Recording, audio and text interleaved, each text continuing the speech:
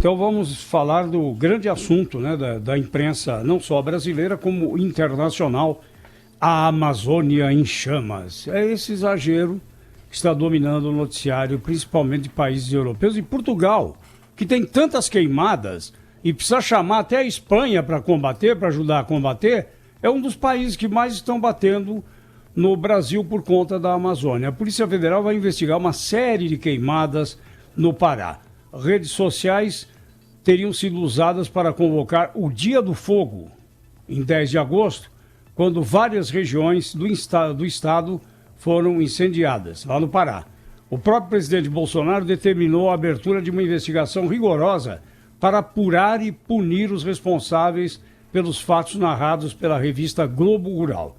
7 dos 9 estados da Amazônia Legal já têm autorização para receber ajuda militar no combate às queimadas. Além do Pará, Acre, Amazonas, Mato Grosso, Rondônia, Roraima e Tocantins, a garantia da lei e da ordem prevê ainda auxílio na fiscalização e, segundo o ministro do Meio Ambiente, Ricardo Salles, também é fundamental o envolvimento de forças locais.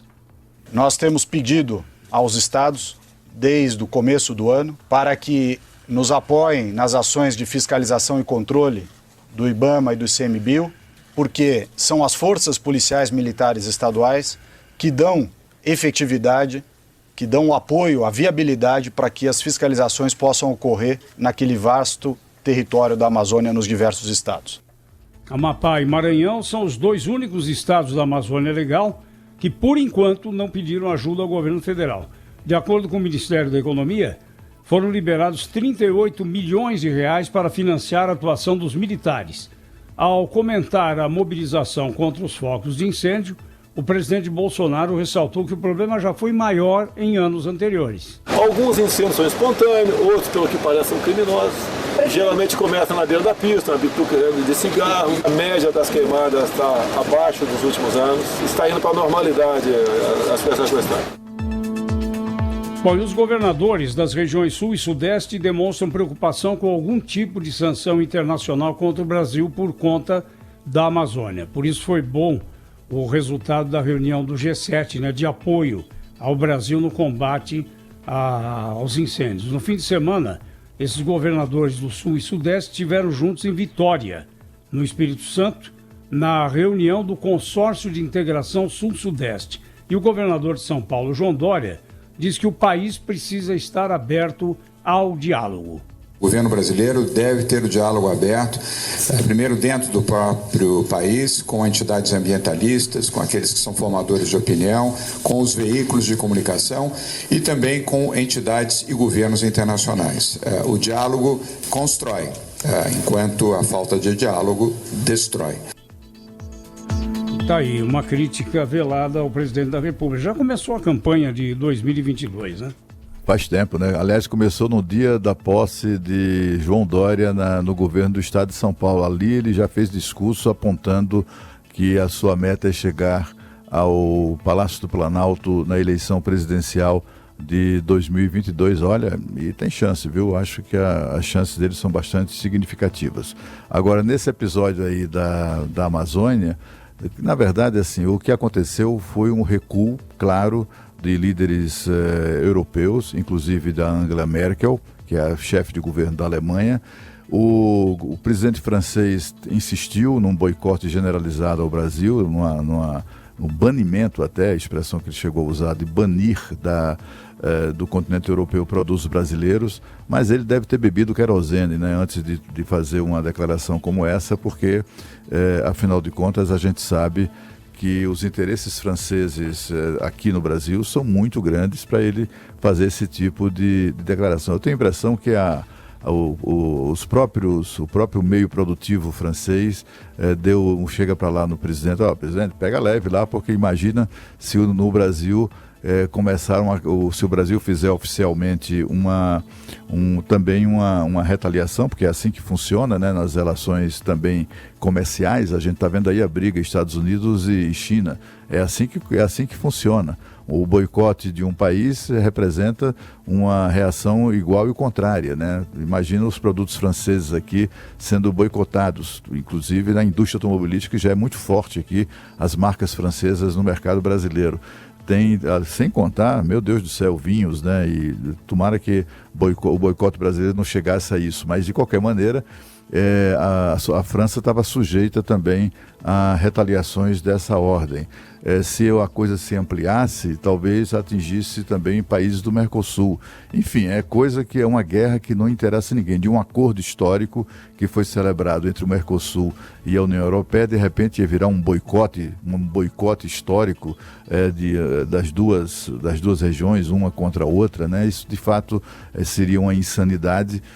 A própria Angela Merkel tratou de desautorizar o presidente francês e ele ficou absolutamente isolado, sozinho mesmo. Não teve nenhum presidente, nenhum integrante ali do G7 que se associasse ao Macron nessa sua tentativa, e ele não viu que, para não passar vexame, ele começou também a reduzir, digamos assim, o teor agressivo, né? Ou reduzir a agressividade do seu discurso. Eu acho que o governo brasileiro também deu 2 passinhos para trás, né? Não interessava a ninguém manter aquele grau de agressividade em discussões e que ninguém sabe mais quem é que tem razão. O pronunciamento feito pelo presidente da República em rede nacional de rádio e televisão, acho que foi na sexta-feira à noite, né? Foi prudente, né?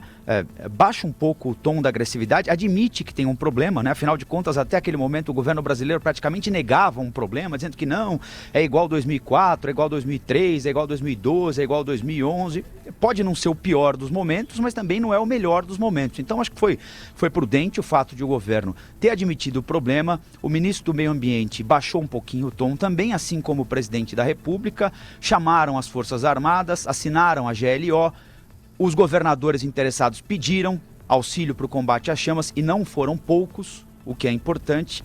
E no final das contas, né, o governo brasileiro admite que avançou um pouquinho aqui, o governo francês admite que foi agressivo demais nas declarações e todo mundo atende aquilo que efetivamente importa, que é o meio ambiente da melhor maneira possível e vai tentando avaliar quais são as questões laterais que existiam, que fizeram um ser mais agressivo ou uns serem mais agressivos do que outros, como o Cláudio explicou aí no caso do presidente francês, na postura muito defensiva do presidente Jair Bolsonaro também, dizendo que foram as ONGs que pararam de mamar nas tetas, que querem, né, acabar com a soberania brasileira na Amazônia. Acho que nem tanto ao mar, nem tanto à terra, aos poucos as coisas parecem estar se ajustando nesse assunto, né? Rafael, tiveram alguns episódios assim bastante lamentáveis com isso, né? Quer dizer, me explica o que o ministro da Educação, Abraham Weintraub, tem a ver com essa história. Ele me faz um post na rede social dizendo: os franceses elegeram esse Macron, porém nós já elegemos Le Ladron, que hoje está enjauladon, ferro no cretino do Macron, não nos franceses.